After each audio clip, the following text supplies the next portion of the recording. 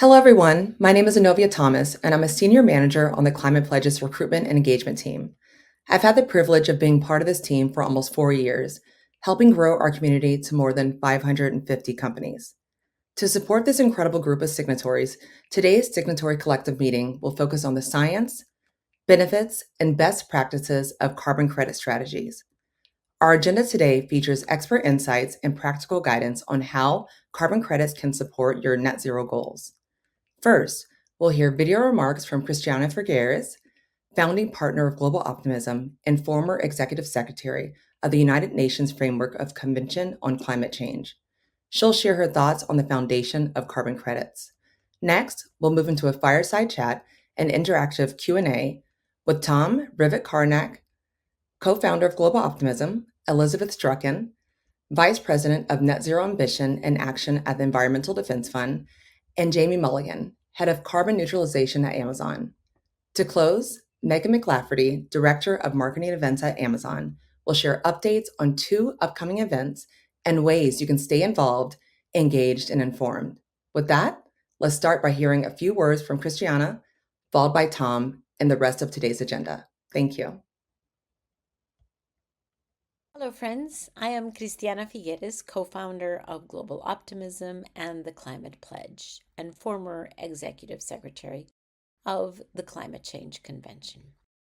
It's a pleasure to welcome you to this Climate Pledge Signatory collective call. As signatories, you are committed to 3 foundational actions: regular measurement and reporting, meaningful decarbonization, and the use of credible offsets. These principles are urgent and essential.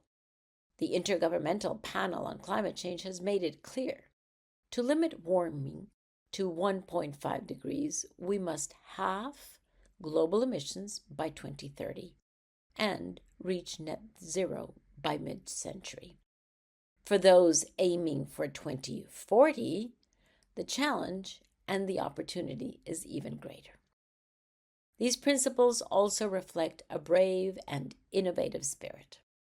This is the ethos of the Climate Pledge. We know this journey is complex. The path ahead isn't fixed. It will be shaped by the choices we make together. We are committed to navigating these challenges collaboratively, co-creating solutions, and building the future in partnership with you. Today, we will explore the critical role of credible offsets, carbon credits, in achieving this goal. Offsets are a necessary tool in our journey to net zero, and how we use them will speak volumes about the integrity of our leadership. I know there's a great panel discussion ahead that will explore this topic in more detail. So, for the time being, I thank you for your commitment, for your leadership, and for being part of this important community. Thanks to all of you. Hello, everyone. Hope you are all doing well. It's a pleasure to be joining you this morning on this webinar. I would like to just flag to the technical team that there's a bad echo on this line, and if there's anything we can do about that, it will make for a better fireside chat. But just to kick off and to go on with it while it's still here, my name is Tom Rivett-Carnac. I'm the founding partner of Global Optimism, along with Christiana Figueres, who you just heard from. We spent many years working on the Paris Agreement leading up to the 2015 negotiations, and we really saw the importance of visionary leadership and ambition that changed the nature of the dialogue and the conversation ahead of those negotiations, which is why we were so thrilled to then partner with Amazon and create the Climate Pledge in 2019. In the years since, we've been thrilled again to see the growth of companies. And today, what we want to focus on is this critical issue of carbon credits, carbon offsets. How should companies be addressing them?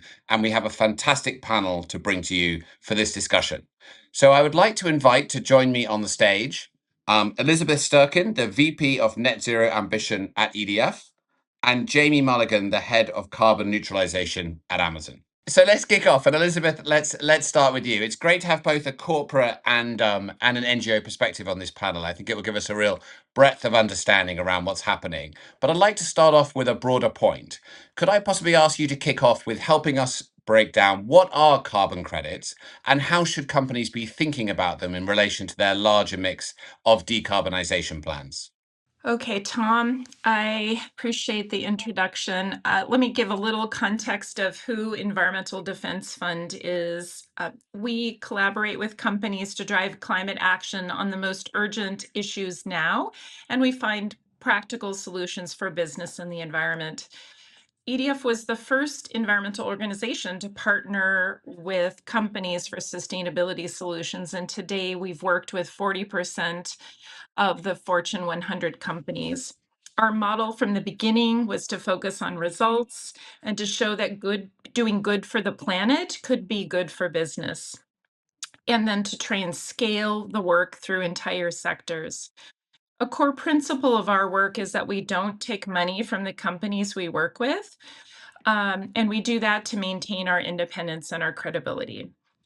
We bring what we can uniquely bring as EDF: the science, the understanding of business, the understanding of market mechanisms, and combine with practical insights to help advance action on major emission hotspots to help drive cost savings and cut pollution. So I want to address the urgency of this moment. I've been doing this work for over 20 years, and I've never seen more urgency for action. While the political landscape may be paused in the short term, climate science tells us we have less than a decade to reduce emissions in half, as Christiana mentioned, and we need to achieve net zero emissions globally by around mid-century. So the challenge is huge, but one that we can achieve if we act now, and corporate climate action is just a major lever for solutions. A pause in political momentum does not change the fact that investors, consumers, and employees still want to see companies lead on sustainability. And it doesn't change the fact that climate change is a huge business risk that must be addressed. It is also, as venture capitalist John Doerr says, the biggest business opportunity of this century. So we have to transition to a low carbon economy, and the companies that manage that successfully will be the ones who survive and thrive. So while we must decarbonize operations and supply chains as much as possible, it's essential to remember that there's no net zero without nature. More than half of the world's GDP is at immediate risk due to nature loss. Arguably, the most urgent near-term climate solutions we need to address are stopping deforestation and cutting emissions of short-lived climate pollutants like methane from oil and gas and agriculture. What we do in the next few years on those issues will make our path smoother or more rough to a stable climate, and will also actually affect when we achieve net zero. And I wanted to call out two resources that EDF created to help companies on this journey and do the hard work. One is our Net Zero Action Accelerator, netzeroaction.org, that has pulled all the science and guidance from EDF and our partners like We Mean Business and Deloitte, practical tools, trainings like the basics, business case for climate action, and the business basics on carbon credits. And it's by industry. And also our Climate Core Fellowship program. If you don't have a Climate Core Fellow, let me know and we'll try and arrange that. So the question of what carbon credits are, basically the most simple way to think about it is they are a market-based mechanism that can help drive climate solutions faster. A carbon credit represents a metric ton of carbon dioxide reduced or removed from the atmosphere. Carbon credits are one of the main tools that we have right now to drive verified, quantifiable climate mitigation in critical sectors, and they can financially incentivize these activities that are difficult to mandate or not covered by regulation. Carbon credits can provide a flow of finance to critical ecosystems and historically marginalized communities in economically disadvantaged regions. That's the basics of what a climate carbon credit is. And I just want to emphasize that carbon credits are a great way for companies to go above and beyond science-aligned targets. In other words, we should think about them as a way to supplement action, not to replace it. They're a tool in the toolkit for a holistic net zero strategy that addresses climate, people, and nature. But like any tool, they're only effective when they're used well. We need transparency and commitment to integrity, both in the underlying credits, but also in the claims that are made about those credits. Tom? I think he's still struggling. I'll layer in and save you a little bit here, Elizabeth. Thanks for carrying the water. I just to emphasize kind of the criticality of carbon credits as an instrument. I really think about carbon credits as a financial tool that enables climate action to be scalable. Right? Without a carbon credit, we could go outside of our value chain and we could directly fund good projects that reduce carbon emissions or that take carbon out of the atmosphere.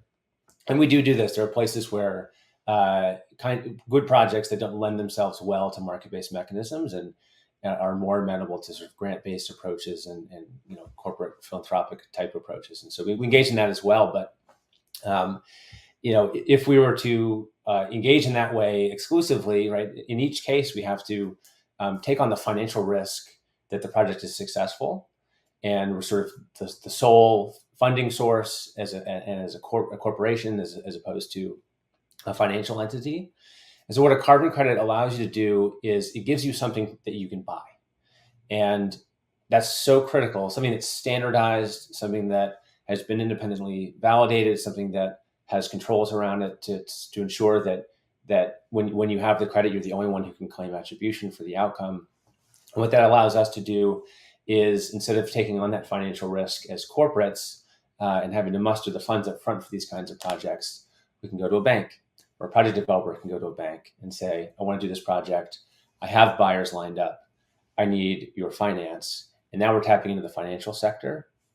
And that gives you a whole new level of scalability in financial flows for these kinds of projects, which is what will unlock scaled outcomes. Tom, I don't know if you're back. I'm back. I'm very sorry that I dropped out there for a few minutes. I hopefully was able to keep up with what you were covering there. That was great to hear you discussing that, Jamie. And thanks also, Elizabeth, for the clear signal, not only that this pauses, that the political absence of leadership is paused, but also the necessity to engage in carbon credits at this moment. Can I ask you, Jamie, to go a bit more into why there are so many sectors of carbon credits emerging, and which ones should signatories be looking at? There has been a proliferation of segments, project types, methodologies within the carbon standards, and the reason for that is, once you step outside of your own value chain, in theory, you can do anything that has a carbon reduction or a carbon removal benefit, provided that it's additional, that it would not have happened but for the prospect of revenues from the sale of carbon credits, and are otherwise properly quantified and has durability. And so there's been this sort of race, to figure out how to generate carbon credits from any kind of project that somebody wants to do. I don't feel a need, and so signatories can, I think, determine for themselves, like, what do you really care about? I'll say that I don't feel a need to sort of spread across the expanse of the market. And in fact, early on, we decided that we're not going to do everything well. We really need to focus. We pick a few things we come to understand really, really well. And then we have to decide what those kinds of things are. I think buyers, and I've seen buyers do this, can pick places to focus based on co-benefits that they may have an affinity for.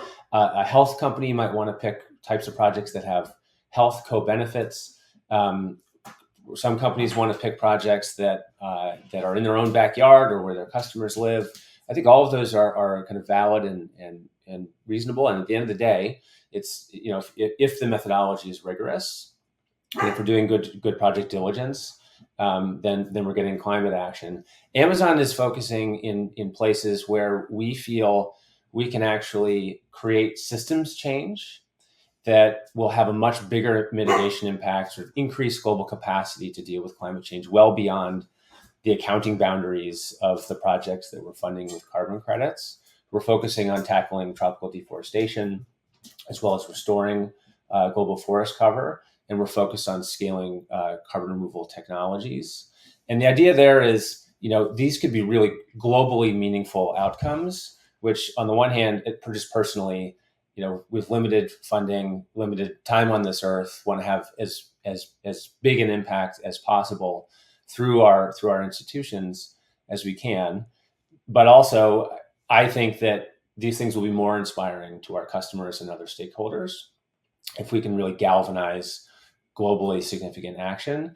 And then the kind of corporate business case side of that is, if that's successful, then we're going to generate a lot of volume. We might actually get to a carbon market that has something close to liquidity in high quality segments, which is just going to make life a whole lot easier in driving further action and meeting our goals.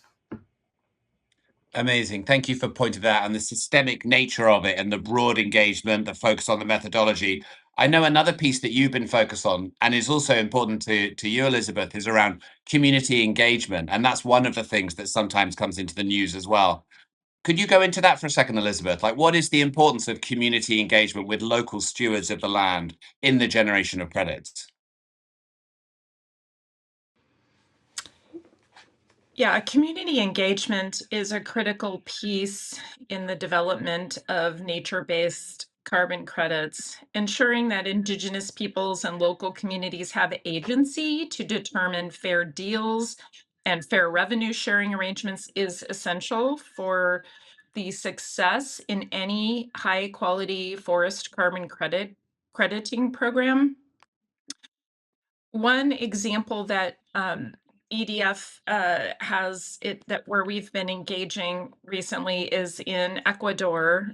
We've been a proud partner to the leading Indigenous federations and other key players to help advance a critical outcome as a part of Ecuador's landscape level carbon crediting program under the LEAF program. EDF has been privileged to support Ecuador in this journey since 2022, and our efforts have focused on building the technical capacity, policy frameworks, and also the stakeholder engagement processes needed to bring an ambitious program to life. And it really, as Ecuador, as an example, Indigenous peoples are a critical part of the success of this work. They represent over 1 million individuals across 14 nationalities. And so they obviously represent an important role in protecting forest territories. So to ensure their inclusion in the LEAF initiative, the government, with support of different organizations such as EDF, convened a series of workshops to create a first phase of a benefit sharing plan. This is just like an example of how you would do this. Why it's important is because it's really a basic precondition for advancing high integrity carbon credits. You must engage with and partner with local communities and those who are there on the ground. It's just a basic part of the success of any meaningful consultation and then ultimate crediting. Great. And I sometimes think with these examples, it always brings it to life to talk about specific projects that you're particularly proud of. Jamie, maybe we can start with you. Can you point to a particular project that can bring these examples sort of forward for signatories? Yeah, let me give you an example that maybe even tees off that the last question about community engagement. We were in Ghana about a month ago, and Ghana is one of the first countries to participate in the LEAF Coalition. So they're getting finance from companies like Amazon and the couple dozen other companies that joined us, including a number of signatories, as well as the governments of the UK and Norway and the United States for verified reductions in deforestation rates, as well as for their efforts to restore their landscape. Ghana also was one of the early participants in the World Bank's Forest Carbon Partnership Facility program, and so they're ahead of the game relative to typical tropical forest jurisdictions in operationalizing kind of their own program and as they've designed it. You read about these things, you understand the methodology. Okay, I understand we're not going to pay for carbon credits until, and the carbon credits won't be generated until, deforestation rates have been verified to have declined. So I understand that. You read about Ghana's program, and what they're doing is taking these proceeds. They've gone out into the landscape. They've educated communities about carbon markets, about climate change, about the importance of the remaining forests on the landscape and of bringing back forests that they've lost. And then they build these governance structures in those communities that are built to take this finance and allocate it in ways that help to sustain their efforts basically on the ground. So really, it's actually a community-led effort to reduce deforestation. It's an enforcement effort, right? There are protected areas. There's a forestry commission with rangers and that kind of thing. But as you can imagine, kind of scarce resources, scarce presence on the landscape. But the community members are everywhere, and so it's actually the communities that are kind of informing the enforcement agencies when there's some illegality happening, and it's the community members that are actually doing the work to plant seedlings and bring trees back. But to see it on the ground, we were out there in these communities, we're meeting with these community members, and the level of understanding that they have about climate change, about carbon credits and carbon markets, and how this program works. I was blown away. And they decide how these resources get allocated, and they said, well, look, we have communities here that are they understand this program, they want to participate, but they have real needs. They don't have access to clean water. They're drinking from the same water hole that the livestock are drinking from. Their kids don't have school chairs at school, and the health clinics are way too far away. And so, especially for we need a maternity ward here, so that when there's a pregnancy, we can address that in a safe way. So these community members are telling us, here's what we do with the resource. We have a governance structure. We have elected representatives from all these communities that come into a regional board, and we're allocating these resources. We put a borehole in over here. We bought some school chairs over there. We've got a maternity ward and a health clinic here.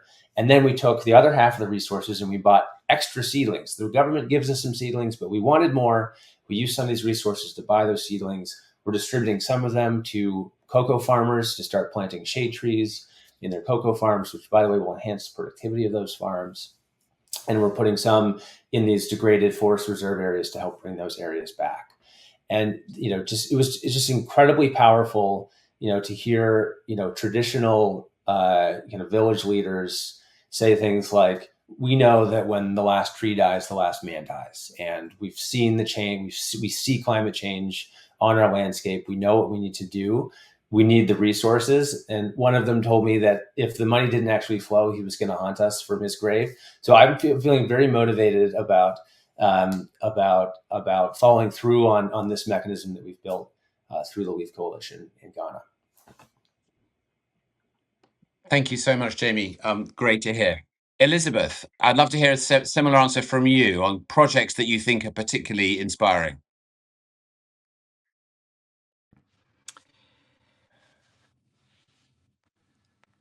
Yeah, well, Edie, I really spoke about it earlier, and I was going to mention the Ecuadorian project under LEAF. So I think that that's a great example of a jurisdictional or landscape level approach that really can drive broad change. I think the thing that we want to guard against is projects that create an island of green in a sea of deforestation. And I think it's worth re-emphasizing again why it is so important to kind of first stop deforestation, maintaining standing forests and tropical forests in particular. is critical. We must maintain those carbon stocks and their ongoing capacity to remove and sequester carbon. Because if we don't do that first, if we do all the other things like reforestation or technological removals, which are critical in their own right, if we don't stop deforestation really as a top priority, we have that much further to go, that much more of a challenge. So it is super, super critical. And basically, nature-based removals are scalable, cost-effective, and they're available now. So we really believe that this is a great approach. And the LEAF program is one that EDF helped create and has been engaged with across time. And now, it's a great opportunity that Amazon has created and a real leadership move to be able to make those high integrity credits available to Amazon climate and climate pledge companies. So it's a great opportunity to really step up in terms of climate ambition and address nature and things beyond your own operations and even supply chains, and help us with arguably one of the most critical issues we need to address right now. Thanks, Elizabeth. Jamie, I wonder if you want to hop into one of the great questions that have been put into the chat, which looks at whether the cost of credits will rise if companies try to reach net zero without doing the work on reducing their own emissions, limiting supply and increasing demand. But yeah, I think that the question is coming from a place of, should companies wait to buy carbon credits until they've reduced their footprint, or how do you kind of balance these two sides of things? So a couple comments. One is, I think the like Econ 101 version of carbon markets, like back, I think back to like undergrad, basically. And that like, well, look, I can either decarbonize this thing that I have, or I can go do this mitigation thing over here. And if that's cheaper, then I'll do that instead. And then the whole climate mitigation effort has now is lower cost, and we're maximizing utility, right?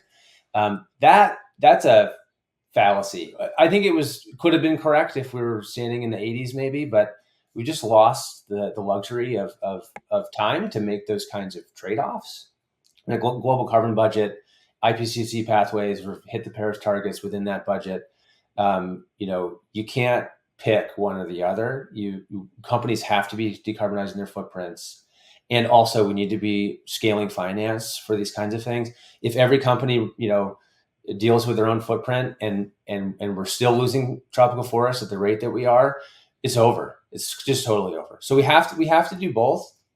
And so, but you get these like isms from the kind of the alphabet soup in civil society, forgive me.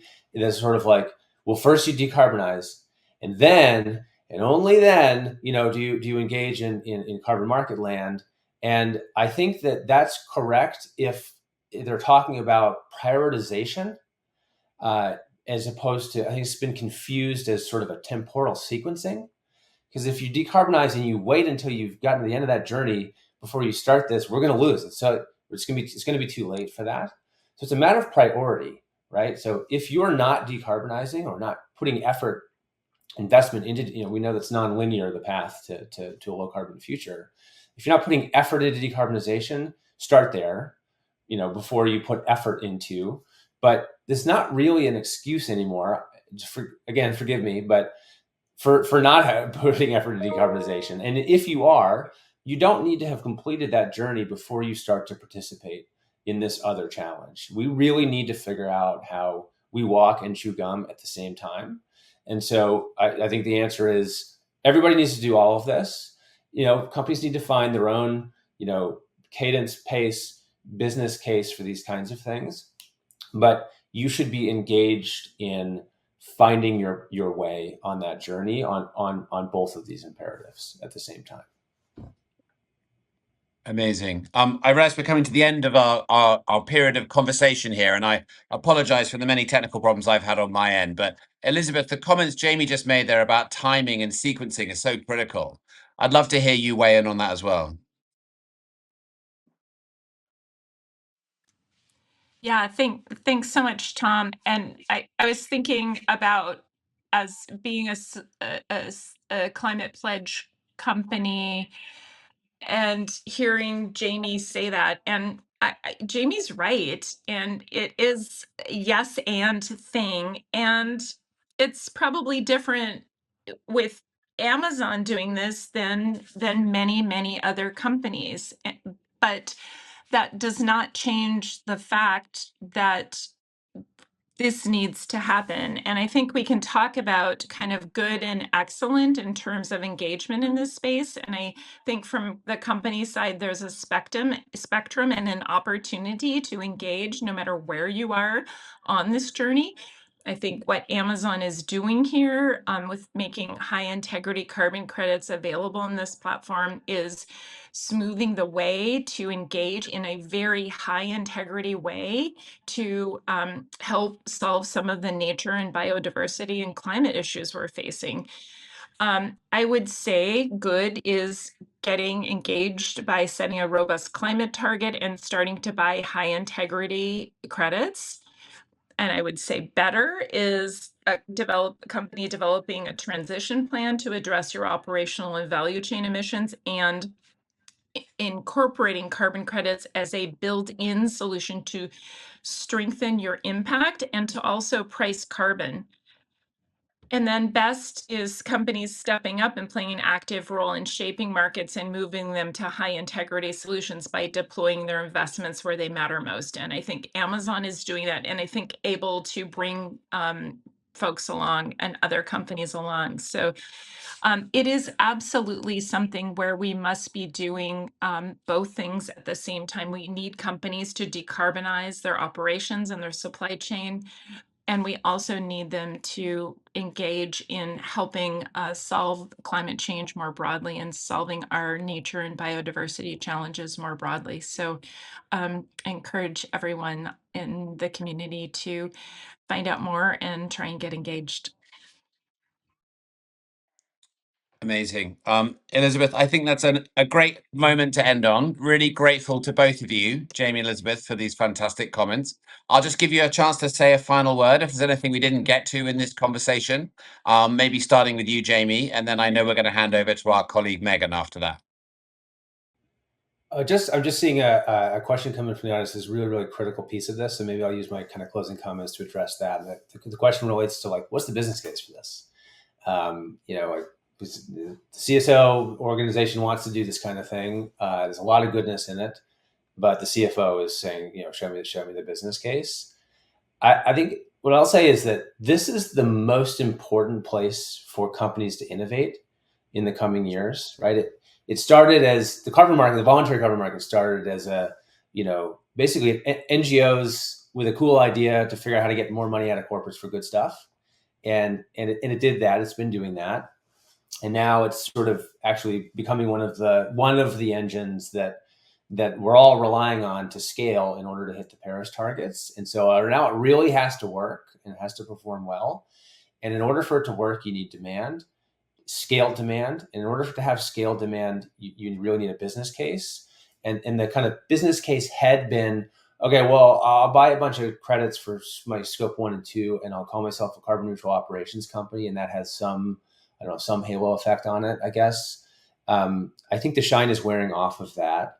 I also think that was a lot easier to do when credits were, $2-3 a ton. And I think there's been an awakening that real climate action costs more than that.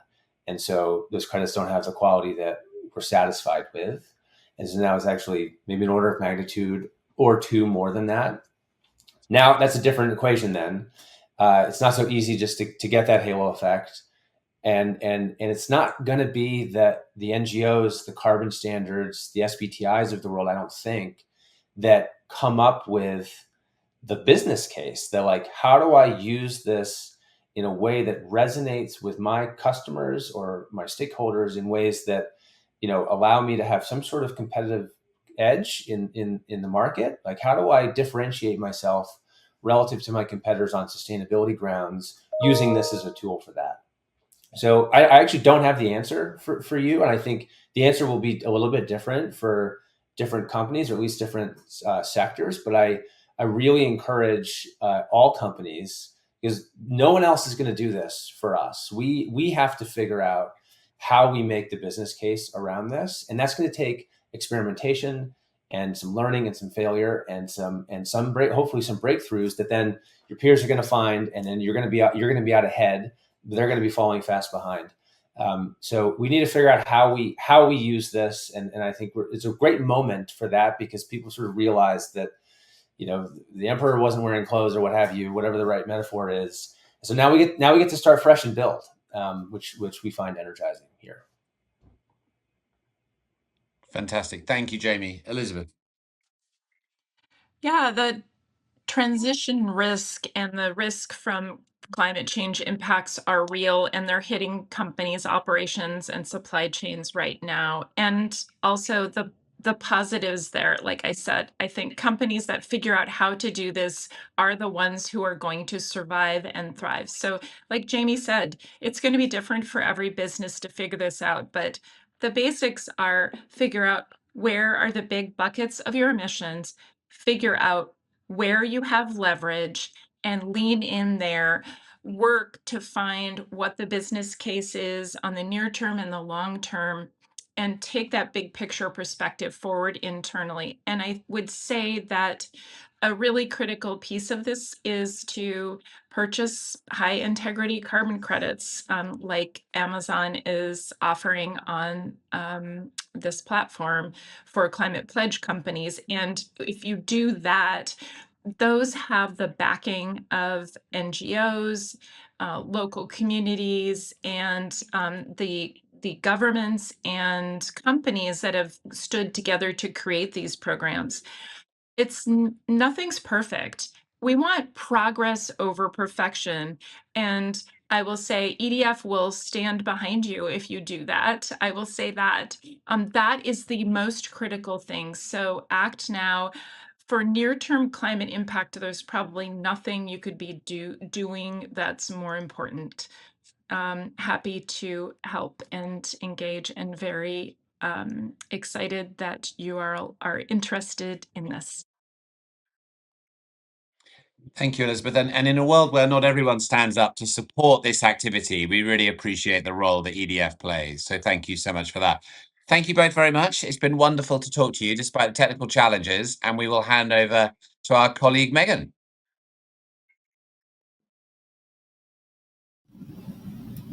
Thank you, Tom, Elizabeth, and Jamie. That was a fantastic discussion, and apologies again for the technical difficulties. My name is Megan McClafferty, and I am the Director of Marketing for the Climate Pledge and Amazon Sustainability. I'm here today to fill you in on some of our upcoming events, as well as next steps following this meeting. I have a lot to share, but I'll try to keep it as short as possible. And if you have any questions at all about the content today, or about any of the programs that I will discuss, please don't hesitate to reach out to signatories@theclimatepledge.com. We'd love to help you. I can't believe it's already June. This year is flying, and London Climate Action Week is just 2 weeks away. We are taking the Climate Pledge Hub International for the very first time at London Climate Action Week. The Climate Pledge Hub is a private hospitality experience where the pledge community can take meetings, enjoy a coffee or lunch on us, and network with fellow signatories and members of the pledge team. We will be hosting the hub on Tuesday, June 24th and Wednesday, June 25th. This year at the Hub, we are also hosting small group tactical working sessions where we will dive into solution building with our subject matter experts across different signatory companies, signatory peers, and pledge partners. So please RSVP for any sessions that you're interested in attending when you register for the Hub. And we are going to drop the link to register in the chat. So please join us in London. Moving to Climate Week New York in September, we will also bring back the Climate Pledge Hub during that event, and we are extending the program to 4 days this year. So please save the date for New York as well, Monday, September 22nd through Thursday, September 25th. is when we will be hosting the hub. And we still have a few content and sponsorship opportunities available. So if you're interested in learning more, please reach out to Alexis. And Alexis is going to drop her email in the chat too. Let's chat through some next steps, including some upcoming and ongoing Climate Pledge opportunities to engage, learn, and participate. First up, the carbon credit service from Amazon that you heard a little bit about today.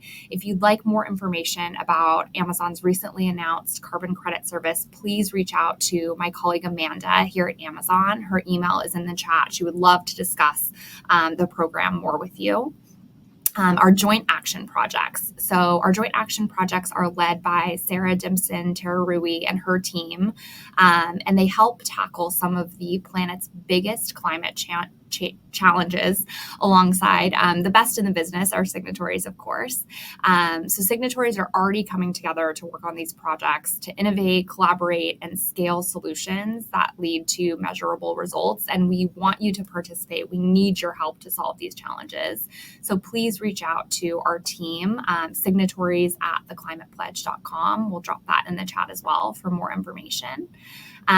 Moving to another tool, Passport Academy.